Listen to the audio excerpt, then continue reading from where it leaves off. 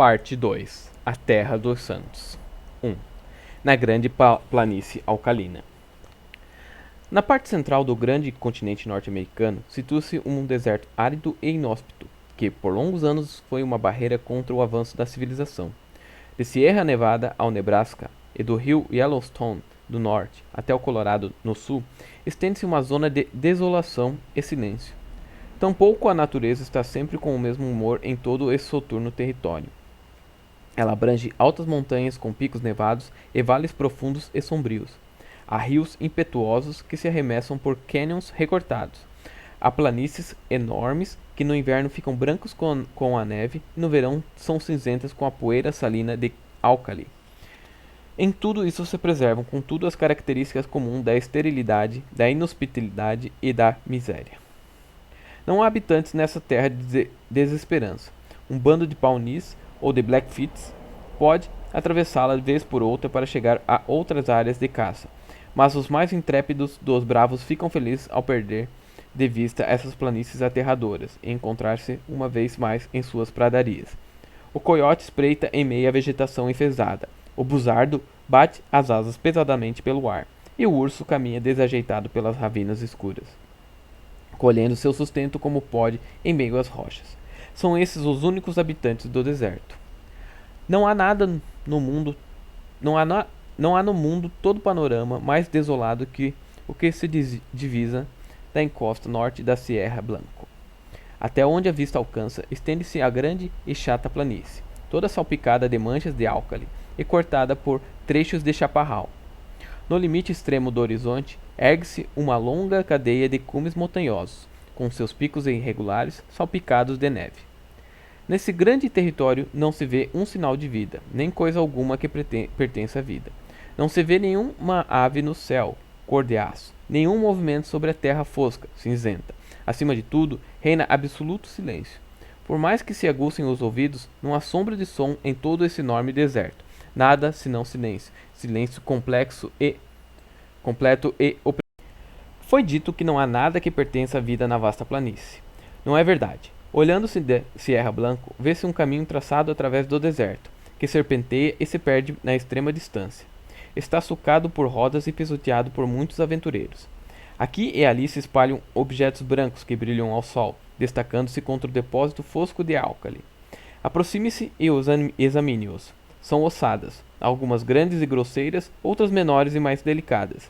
As primeiras pertenceram a bois, as últimas a homens.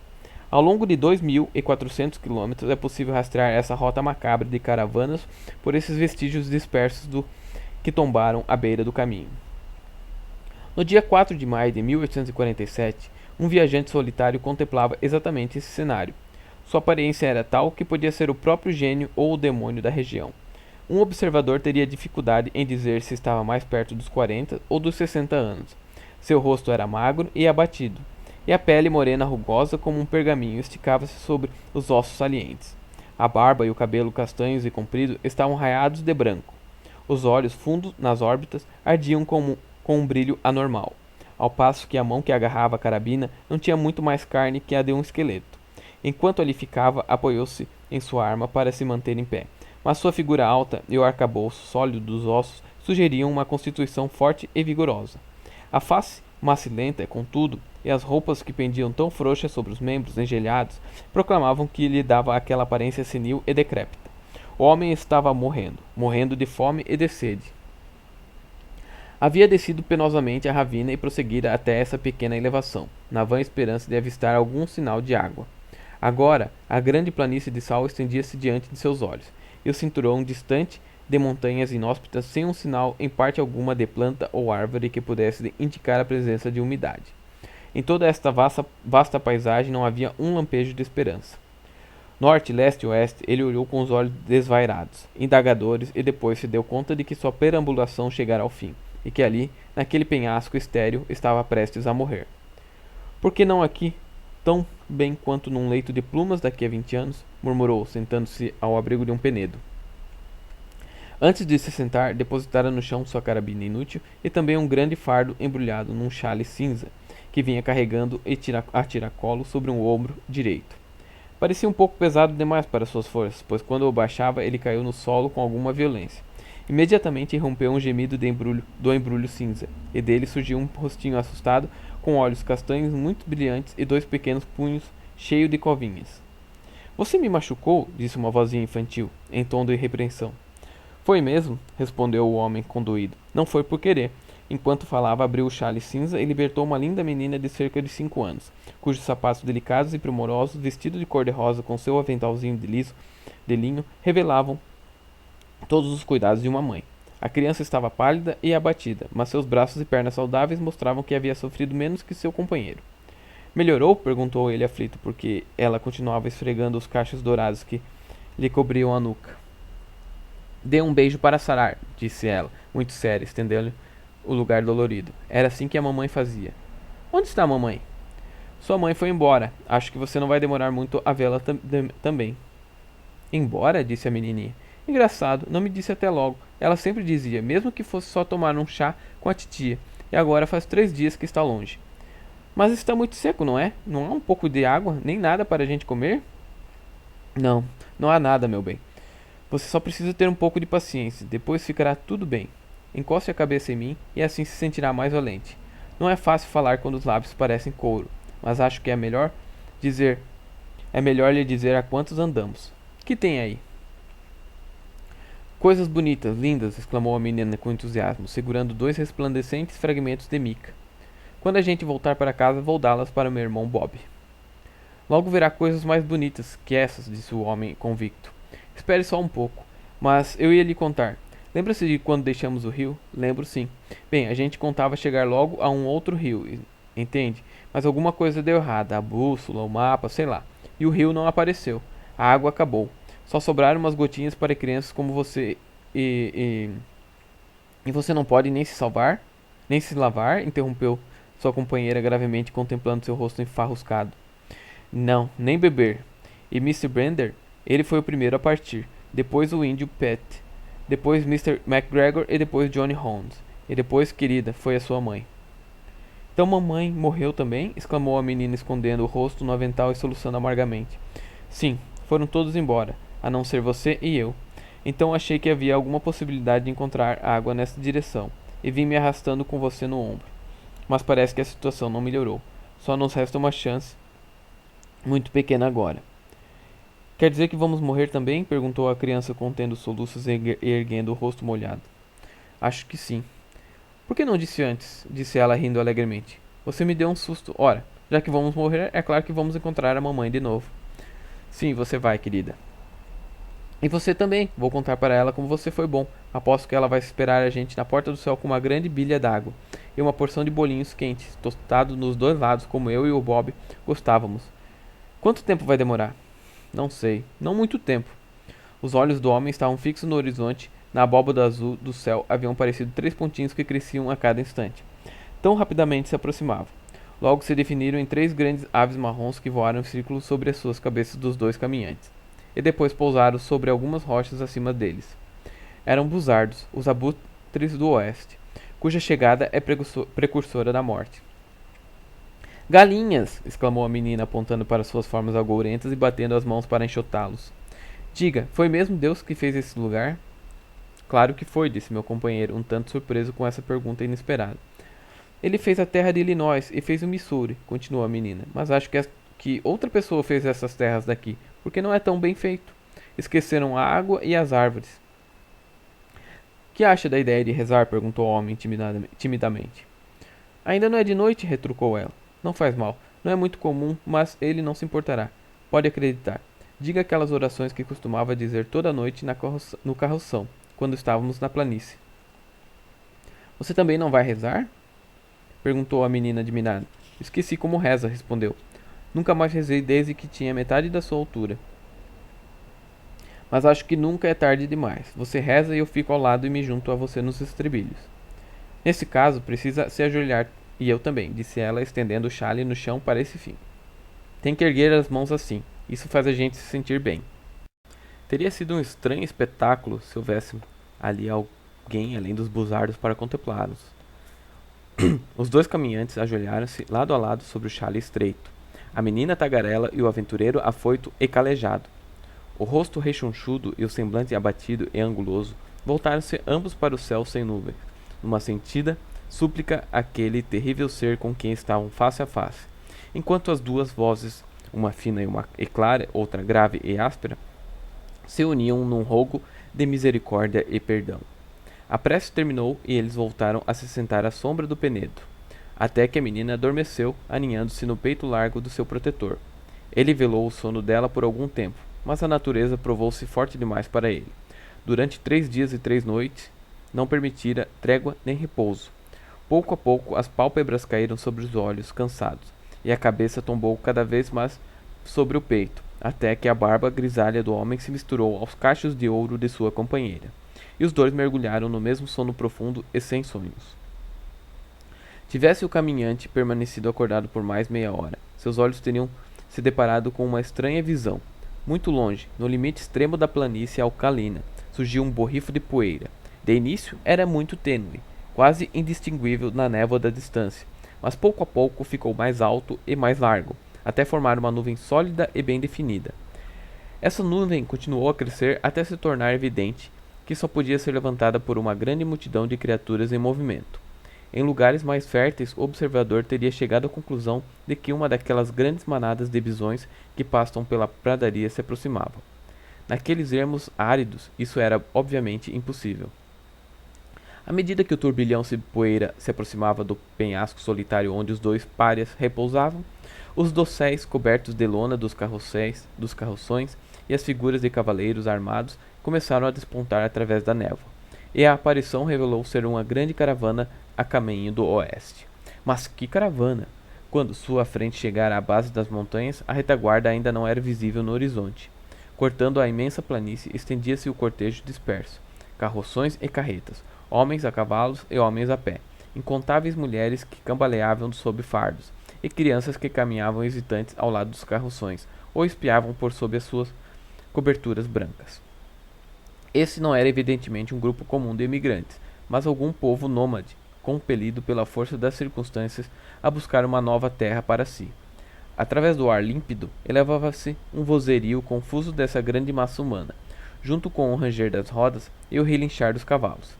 Mas, por alto que fosse, o barulho não bastou para despertar os dois cansados viandantes acima deles. À testa da coluna cavalgava uma vintena ou mais de homens graves de semblantes duros, vestidos em roupas simples e escuras, armados com carabinas. Ao chegar à base do penhasco, pararam e mantiveram um breve conselho entre si. Os poços ficam à direita, meus irmãos, disse um deles, um homem de cabelo grisalho, barba feita e lábios duros. À direita de Cerro Blanco. Assim chegaremos ao Rio Grande, disse um outro. Não temam a falta de água, exclamou um terceiro. Aquele que fez brotar das rochas não abandonará agora o seu povo escolhido. Amém, amém, respondeu todo o grupo.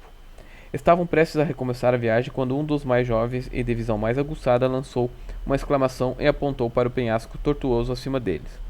Lá no alto, esvoaçava-se um pequeno tufo cor-de-rosa, destacando-se nítida e vivamente contra as rochas cinzentas atrás. Aquela visão, cavalos foram refreados e armas empunhadas, enquanto novos cavaleiros acorriam galopando para reforçar a vanguarda. A palavra peles vermelhas estava em todos os lábios. Não pode haver nenhum índio aqui, disse o ancião que parecia estar no comando. Deixamos para trás os paunis e não há outras tribos até cruzarmos as grandes montanhas. Devo avançar para ver, irmão Stangerson? Perguntou um dos bandos. Eu também, gritaram muitas vozes. Deixe os seus cavalos embaixo e vamos esperá-los aqui, respondeu o ancião. Num instante, os jovens haviam apeado, amarrado seus cavalos e escalavam a costa íngreme que levava ao objeto que lhes excitara a curiosidade. Avançavam rápida e silenciosamente, com a confiança e a destreza de batedores experientes. Os que observavam na planície podiam vê-los saltar de rochas em rocha até que sua silhueta se recortaram contra a linha do horizonte. O rapaz que primeiro dera o alarme os liderava. De repente, seus seguidores o viram erguer as mãos para o céu, como dominado pelo espanto, e alcançando-o, ficaram igualmente impressionados com a visão com que se depararam. No pequeno platô que coroava o monte estéril via-se um único penedo gigantesco, e contra ele estava deitado um homem alto, de barba comprida e traços duros, mas de uma excessiva magreza. Seu semblante plácido e respiração regular mostravam que dormia profundamente. Junto dele estendia-se uma criança, seus bracinhos brancos e roliços envolvendo-lhe o pescoço queimado e vigoroso, a cabeça loura pousada sobre o peito de sua túnica de belbutina. Os lábios rosados de menina entreabertos mostravam uma linha regular de dentes muito brancos, e um sorriso maroto brincava sobre seus traços infantis. As perninhas rechonchudas e brancas, terminando em meias brancas e sapatos elegantes com fivelas reluzentes, ofereciam um estranho contraste com os membros compridos e engelhados do companheiro. Na saliência da rocha acima desse estranho par estavam pousados 3 buzardos solenes, que à visão dos recém-chegados soltaram gritos roucos de desapontamento e levantaram voo turnamente. Os gritos das aves imundas despertaram os adormecidos, que olharam atônitos à sua volta. O homem se levantou cambaleando e contemplou lá embaixo a planície, tão desolada quando o sono o vencera, e agora atravessada por aquela enorme massa de homens e animais. Com uma expressão de incredulidade no rosto, passou sua mão ossuda sobre os olhos. Deve ser isso que chamam de delírio, com certeza, murmurou. A criança de pé ao seu lado, segurando a aba do paletó, nada dizia, mas passeava em torno de si a olhar assombrado e inquisitivo da infância. O grupo de resgate não demorou a convencer os 2 pares de que sua aparição não era nenhum delírio. Um deles recolheu a menina e empoleirou sobre o ombro, enquanto os outros amparavam seu macilento companheiro, ajudando-o a chegar aos carroções. Meu nome é John Ferrier, o viajante explicou. Eu e essa pequena somos os únicos que sobraram de 21 pessoas. Os outros morreram todos de sede e de fome pelas bandas do sul. Ela é sua filha? Perguntou alguém. Acho que agora é, exclamou o outro, desafiadoramente. É minha porque a salvei. Nenhum homem a tirará de mim. De hoje em dia, ela é Lucy Ferrier. Mas quem são vocês? Continuou olhando com curiosidade para seus salvadores, vigorosos e queimados de sol. Parece que são uma infinidade de gente. Quase 10.000, disse um dos rapazes. Somos filhos perseguidos de Deus, os escolhidos do anjo Moroni. Nunca ouvi falar dele, disse o viajante. Parece ter escolhido uma multidão enorme. Não graceje com o que é sagrado, disse o outro severamente. Somos daqueles que creem naqueles escritos sagrados gravados em letras egípcias em lâminas de ouro batido, entregues ao santo Joseph Smith, em Palmyra.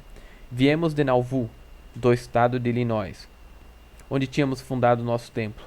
Viemos em busca de refúgio dos homens violentos e dos ímpios, mesmo que seja no coração do deserto. O nome Nauvoo evidentemente trouxe lembranças de John Ferrier. Entendo, disse. Vocês são os Mormons. Somos os Mormons, responderam seus companheiros numa só voz. E para onde vão? Não sabemos. A mão de Deus nos guia sob a pessoa que é o nosso profeta. Vamos levá-lo à sua presença. Ele dirá o que deve ser feito com você. A essa altura haviam chegado à base do monte e estavam cercados por uma multidão de peregrinos, mulheres pálidas de ar humilde, crianças fortes e risonhas, e homens preocupados de um olhar sério.